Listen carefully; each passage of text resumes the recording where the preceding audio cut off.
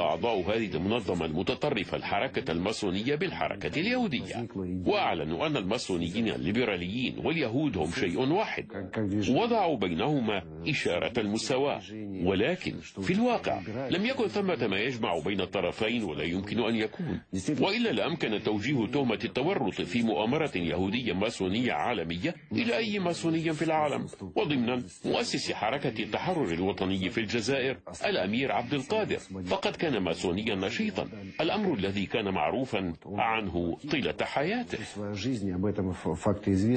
وهل ثمة وثائق تثبت ذلك؟ على أقل تقدير هناك وثائق وقوائم منشورة بهذا الخصوص، ومن المعروف أنه حاول إقامة علاقات مع الليبراليين الفرنسيين في باريس، وسعى كي يخففوا من وطأة النظام الاستعماري الفرنسي في الجزائر.